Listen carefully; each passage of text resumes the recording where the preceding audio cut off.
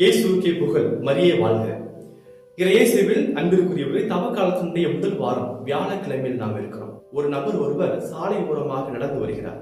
நடந்து வருகின்ற பொழுது சாலை ஓரத்துல ஒரு மிகப்பெரிய ஒரு கல் ஒன்று இருக்கிறது. அந்த கல்லை அவன் நகட்டுவதற்கு தூக்குவதற்கு முயற்சி செய்கின்றான். அவனால் முடியல. உடனே அவன் ஜபம் செய்துவிட்டு மீண்டுமாக அந்த கல்லை அவன் தூக்குவதற்கு முயற்சி செய்கின்றான். மீண்டுமாக அவன் முடியல. அடுத்ததாக முட்டி போட்டு கொஞ்ச நேரம் உணர்ந்தால் படியிட்டு ஏதோ சொல்லி வேண்டி மீண்டுமாக அந்த கல்லை தூக்குகிறான். கல்லை அவனால் தூக்க முடியல. உடனே அவன் கோபப்பட்டு இதெல்லாம் கடவுளா என்று சொல்லி கடவுளை திட்டி தீர்த்து விட்டு அந்த இடத்தை கடந்து செல்கிறான். கொஞ்ச நேரத்துல அவன் பின்பாக வந்த ஒரு கார் அந்த கல்லுல மோதுகிறது. அந்த கல் அந்த இடத்துல இருந்து நவுழுகிறது, புரளுகிறது. கொஞ்ச நேரத்துல பார்த்தோம் என்றால் அந்த கல்லுக்கு கீழே ஒரு கொடிய விஷம் வாய்ந்த ஒரு பாம்பு ஒன்று அங்கிருந்து தப்பித்து ஓடுகிறது. அன்பானவர்களே, கொஞ்சம் யோசித்து பாருங்கள்.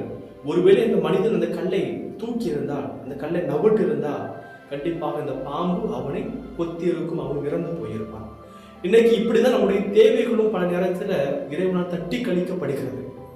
யாராவது நீங்க யோசிச்சு பாருங்க, யாராவது நம்முடைய பிள்ளைகள் நெருப்பு அழகா இருக்கிறது அப்படிங்கிறதுக்காக நெருப்பை கேட்கின்ற பொழுது எந்த ஒரு தந்தையுமே நெருப்பத்துக்கு கையில கொடுப்பது கிடையாது. அதே போல பார்ப்பதற்கு தேன் போல இருப்பதனால எந்த ஒரு தந்தையும் விஷத்தை தூக்கி தன்னுடைய பிள்ளைகளுக்கு கொடுப்பது கிடையாது. அது போலதான் கடவுளுக்கு தெரியும் நமக்கு எது தேவை, எது தேவையில்லை, நமக்கு எது நல்லா இருக்கும், எது நல்லா இருக்காது என்பதை கடவுள் அறிந்தவராக இருக்கிறார். எனவே அந்த வாழ்க்கையில் நாம் கேட்பது ஒன்றை கடவுள் தாமதிக்கின்றார் என்றால் ஒன்று அது நமக்கு தேவையில்லாததாக இருக்க வேண்டும். எனவே நாம் தொடர்ந்து இறைவனோடு இணைந்திருப்போம், ஜெபிப்போம். இறைவன் கண்டிப்பாக உங்களையும் குடும்பத்தையும் நிறைவாக ஆசீர்வதிப்பார். God bless you.